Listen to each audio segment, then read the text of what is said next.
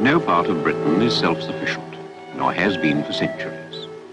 A common language and a common way of living unite our varied people, and the condition of that unity is transport.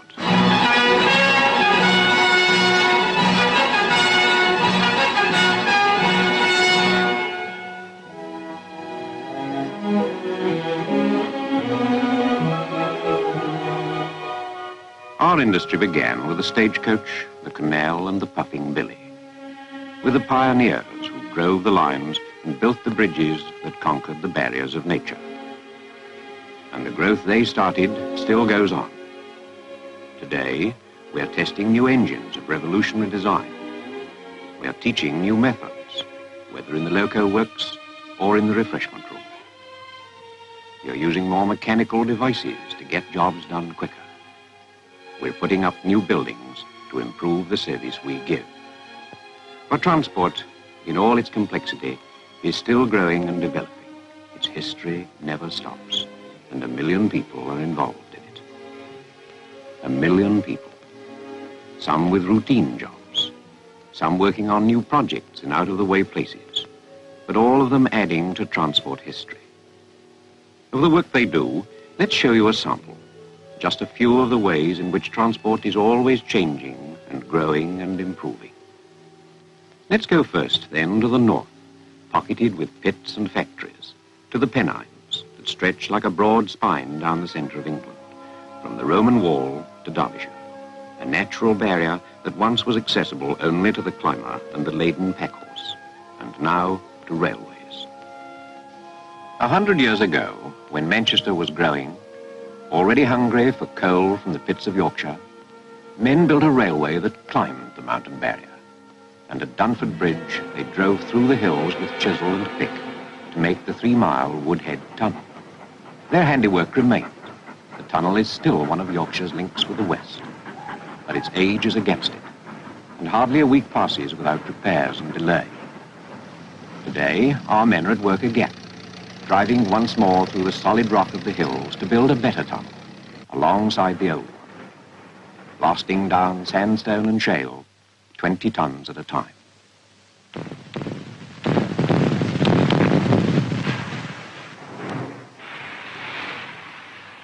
In spite of the excavator and the drills, tunneling hasn't changed. It isn't hard to think back 100 years to those other tunnellers whose graves lie over the hill at Woodhead.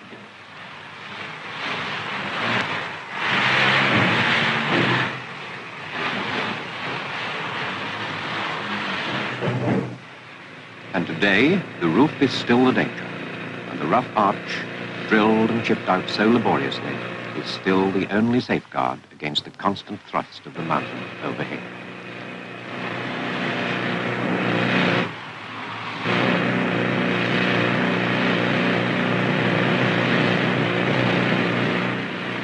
But this 12-foot tunnel is only a beginning, for once it's through, the whole heading has to be worked out with explosives and machines until it's big enough to take a double-track railway.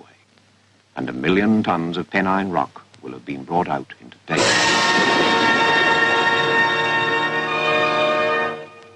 A 3-mile tunnel must have its ventilation shaft, sunk vertically to meet the line 500 feet below.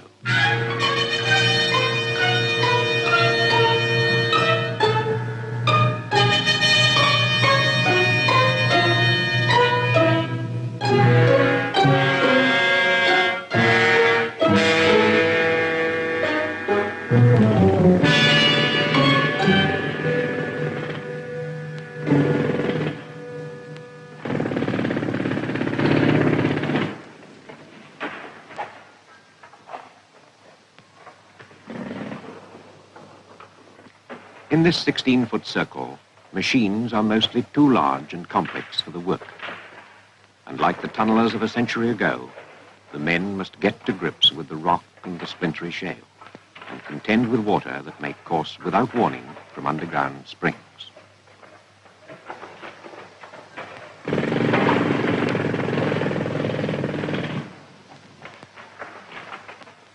A 3 years job. 3 years fighting and changing nature. 3 years to build a tunnel through which electric expresses will pass in 3 minutes, as soon as the power is laid on and the valley line completed.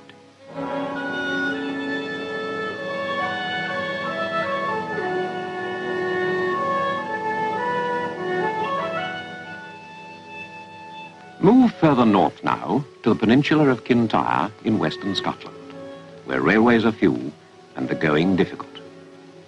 Here it's our job to maintain the vigorous life of the Scottish countryside by road services and to convey to the crofter and the fisherman all that they may require.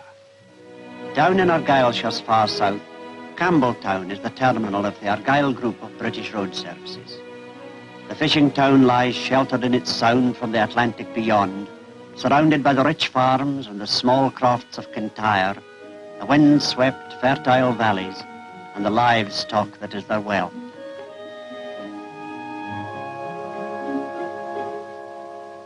Glasgow must supply all that Argyllshire cannot produce for itself, all that miraculous assembly of the everyday which the 20th century consumes.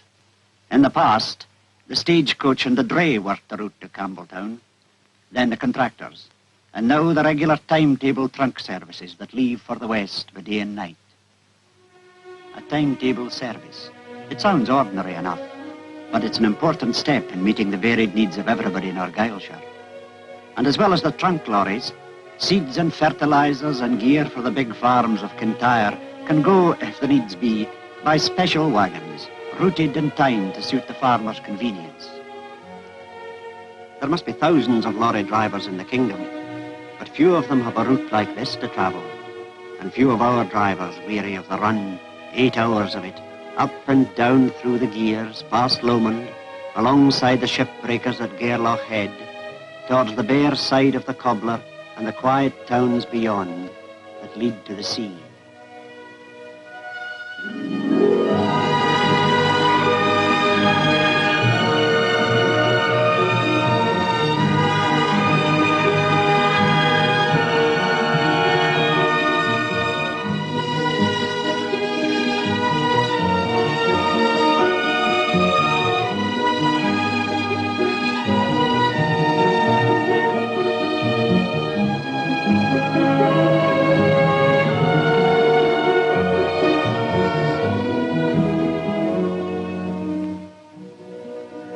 Miles of sea-girt road still to cover.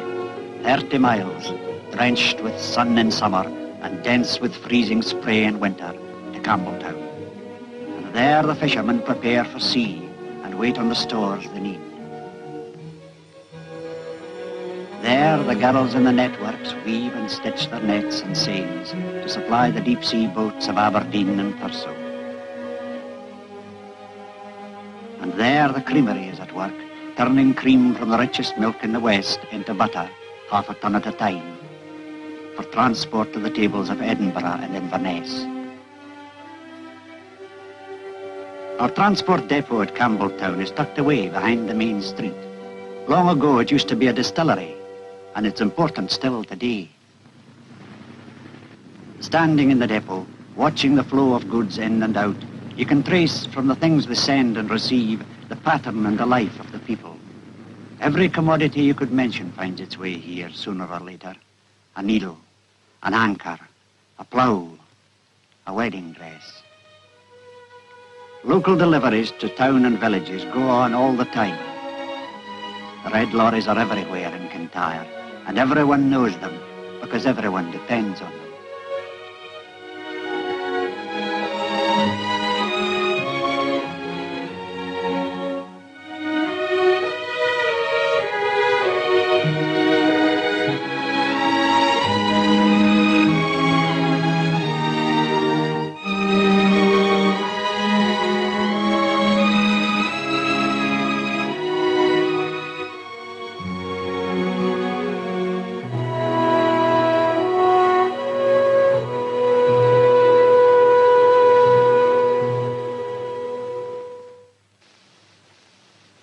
But the people of Argyllshire do not exist merely on the sufferance of the outside world. They're very much alive, and have plenty to sell. Plenty to send back by the lorries that travel day and night on the road that links Argyll with the rest of Britain.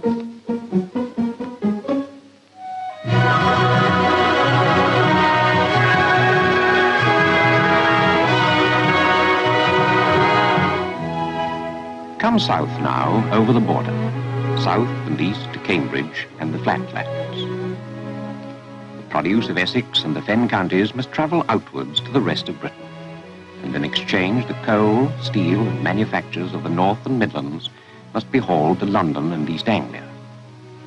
Hour by hour the laden wagons, mixed and jumbled, come into Whitemore Yard for sorting and onward routing, and the quicker they are sorted, the more use can be made of them. But the marshalling of wagons is very much an expert's job. A train comes in with, say, 80 wagons, all for different destinations. Our job is to shunt all the wagons for the same destination onto the same road, up to a limit of 40,000 a week or so, and we've got some up-to-the-minute equipment to do it with. But the first job is to record the destination of every wagon and pass it to the controller. He can then preset the automatic points to divert the wagons into the correct roads. As soon as the wagons for the different roads are uncoupled, a locomotive must be provided. East Rail Whitemore calling shunt able. Right round the hump and onto the back of number 3. Over. Shunt able calling East Rail Whitemore. Your message received. Over. Radio control saves hours a day of expensive engine time. From then on, the most difficult thing about gravity shunting is getting the speeds right. The diesel propels the wagons up the hump at a mile an hour or so. Once they reach the summit, gravity takes over. The wagons roll off at, say, 15 miles an hour, and according to the distance they have to travel, they can be slowed up by the retarder.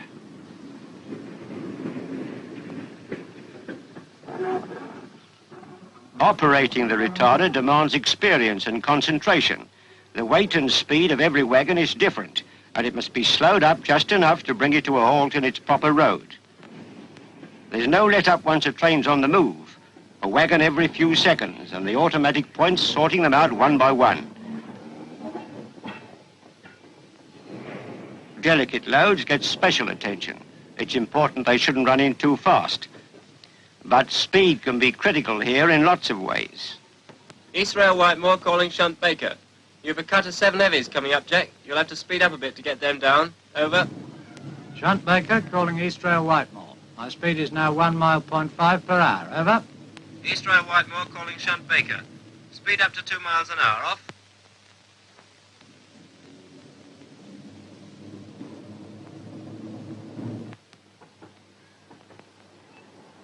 And the extra half mile an hour gets the 7 wagons over with a good way on them and no delay.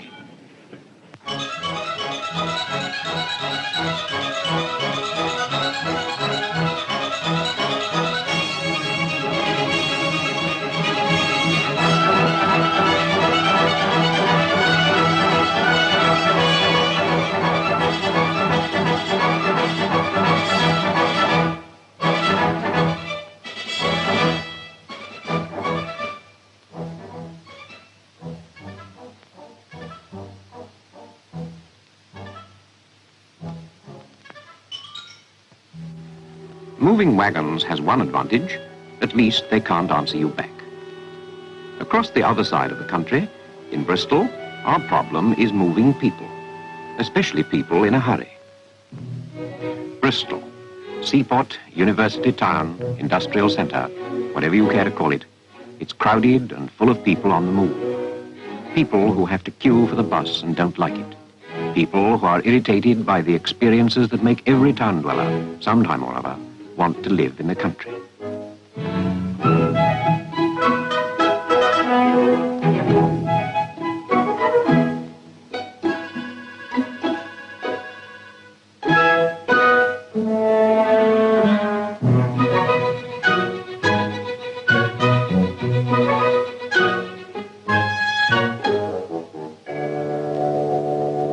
Some people even go so far as this. Dear sir, I really must draw your attention to the disgraceful bus service on the number 22 route. Last Tuesday evening, I had to wait at least 20 minutes for a 22 bus at Temple Meads, etc., etc. Right. Garrett, I want you to investigate this complaint. Right, sir. Heath, I want you to do a 4-hour check at Old Market. We need to analyze the loading there before we work out our winter schedule. Yes, sir. Brown and Pope, Yes, sir. I want you to check the loading at Victoria Rooms and then out to the aircraft works at 5 o'clock. Very good, sir. In Bristol, the bus traffic office will not admit defeat by the inevitable congestion of a city that's grown too crowded. To improve matters, it's essential to find out the actual performance of the services from hour to hour. The bus observers are the fact-finders of the system, expert in detecting and recording the facts that reveal the weak places in the service. It's largely their work that enables us to deal with this kind of criticism from the public and adjust the service to the best advantage. For the public must be served at slack times as well as at busy ones, and it's not always easy to do both. Even then, the delays and hold-ups of city traffic can make a good-looking schedule look like no schedule at all. But when the pile-ups and the gaps have been checked and located, then something can be done about them. Big factories, the aircraft and tobacco and chocolate works that surround Bristol all have to be served, with their thousands of people knocking off at the same time, wanting to get to all parts of the city. Elaborate arrangements are made with the works committees to get them away quickly. People with an allotment to dig, or a game of darts to play, or maybe just a home to go to. It looks like chaos sometimes, but in fact, careful analysis has made the scheme work pretty smoothly enough to move 6,000 people from one factory in 20 minutes. But in bus work, nothing ever pans out quite as it ought to. So there's always a relief crew to deal with the unexpected snag. They have the consolation of sitting in the canteen with the off-duty men. But they never know where they're going or when the bus will be needed. Traffic's very heavy on the 3, sir. Can we have relief? Right, don't worry. Go. Smith, driver Smith, conductor Gregory, get the bus ready for Whitchurch, will you?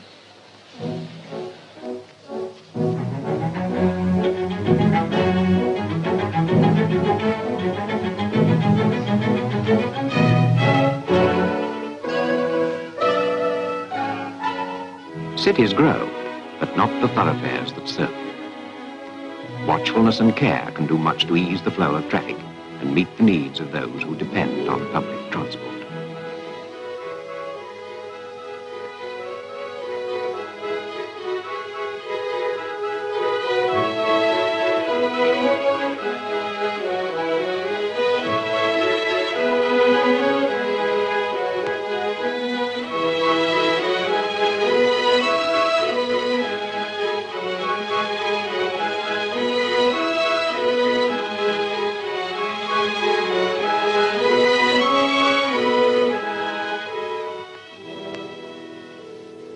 Moving people on land and moving them on water. Not much different, you might think.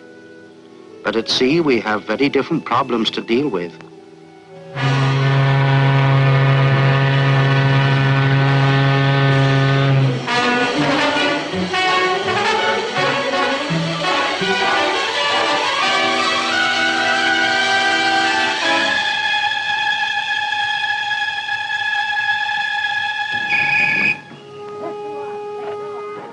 The Channel is about the trickiest piece of sea you could hope to find.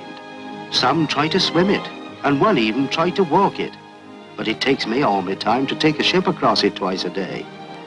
Yet our passengers always expect us to keep on time, and by and large, we usually do. Yet there's nothing certain about the sea. You can leave Cali in weather fine enough to roast yourself and make good speed. And before you know where you are, you run slap into fog. The seaman's worst enemy, fog is, he can't relax for a moment. This is the time when the lookouts come into their own, and the radar. Radar's invisible beam sweeps the sea for 30 miles, keeping watch for us. And the screen is like a kind of illuminated map, showing ships and coastlines at various ranges. Just now, France is showing, about 8 o'clock on the screen. Other ships appear as white dots. With a bit of practice, we can even pick up the marker buoys long before they appear through the fog.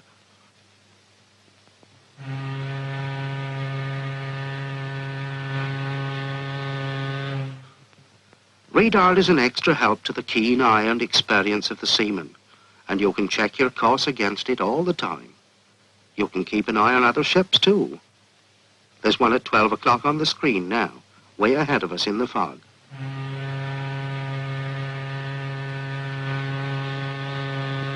But in spite of radar, you've got to keep your weather eye open and follow all the safety precautions.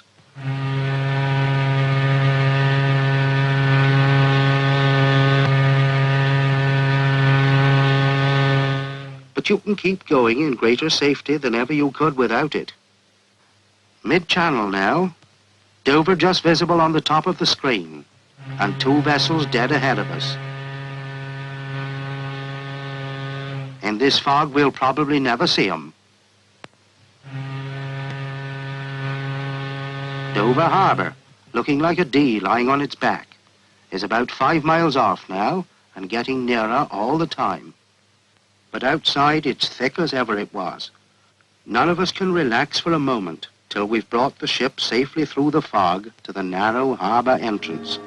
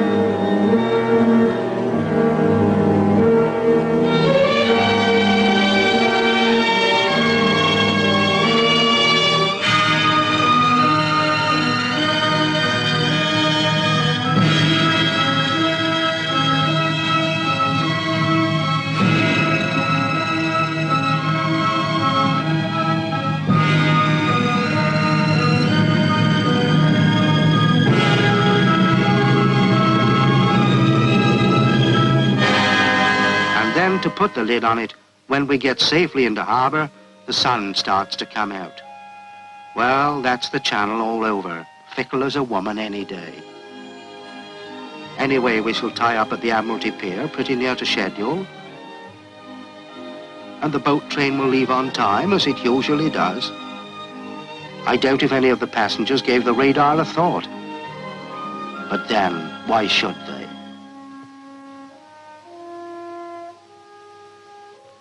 We have shown only a little of the work that is in progress in British transport. Of our 1 million workers spread all over the country, there are many that you may never see. All the men and women in the depots and the works. The necessary people doing the jobs you never think about, as well as all the familiar figures doing the jobs you know.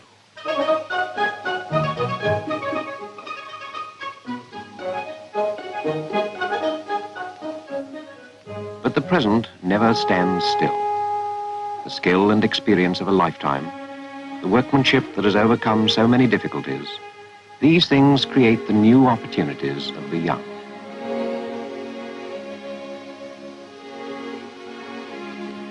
In all the manifold jobs of transport, it is the young people of today, trained in precision and craftsmanship, who must take over where we stop. For one job completed is always succeeded by another. And it is they who must solve the problems that we shall hand on.